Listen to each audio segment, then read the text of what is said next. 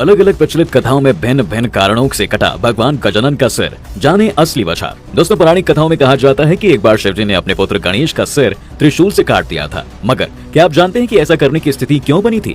वह क्या श्राप था जिसकी वजह से भोलेनाथ को भी पीड़ा उठानी पड़ी थी? आज हम आपको इसी रहस्य के बारे में बताएंगे। दोस्तों, एक बार शिवजी के गण नंदी ने देवी पार्वती की आज्ञा पालन में त्रुटि कर दी थी। इससे नाराज देवी ने अपने शरीर के उपटन से एक बालक का निर्माण कर उसमें प्राण डाल दिए और कहा कि तुम मेरे पुत्र हो, तुम मेरी ही आज्ञा का पालन करना, किसी और की नहीं। देवी पार्वती ने यह भी कहा कि मैं स्नान करने के लिए जा रही हूँ, ध्यान रखना कोई भी अंदर ना आने पाए। थोड़ी देर बाद वहाँ भगवान शंकर आए और देवी पार्वती के भवन में जाने लगे। यह देखकर उस बालक ने विनय पूर्वक उन्हें रोकने का प्रयास किया। बालक का हठ देखकर भगवान शंकर क्रोधित हो गए और उन्होंने अपने त्रिशूल से उस बालक का सिर काट दिया। देवी पार्वती ने जब यह देखा तो वे बहुत क्रोधित हो गयी। उनकी क्रोध की अग्नि से सृष्टि में हाहाकार मच गया। तब सभी देवताओं ने मिलकर उनकी स्तुति की और बालक को पुनर्जीवित करने के लिए कहा। तब भगवान शंकर के कहने पर विष्णु जी एक हाथी का सिर काट कर लाए और वह सिर उन्होंने उस बालक के धड़ पर रखकर उसे जीवित कर दिया। तब भगवान शंकर और अन्य देवताओं ने उस गजमुख बालक को अनेक आशीर्वाद दिए। देवताओं ने गणेश, गणपति, विनायक, विघ्नहर्ता, प्रथम पूज्य आदि कई नामों से उस बालक की स्तुति की। ऋषि कश्यप का शाप भी एक बड़ा कारण। दोस्तों, एक समय में माली और सुमाली दो राक्षस थे जो शिव को समर्पित थे।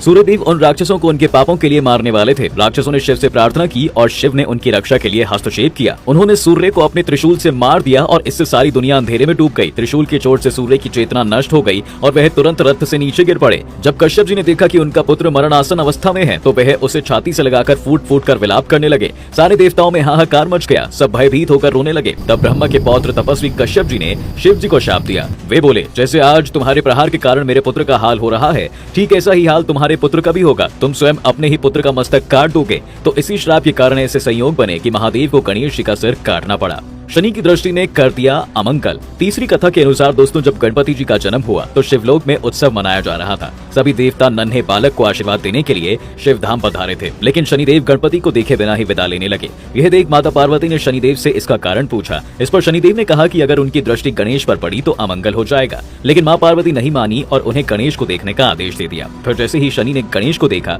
उनका सिर कटकर हवा में विलीन हो गया। गणपति जमीन पर गिर गए और माता पार्वती बेहोश हो गयी। इसके बाद भगवान विष्णु ने एक नवजात हाथी का सिर काटकर गणेश जी के धड़ से जोड़ दिया।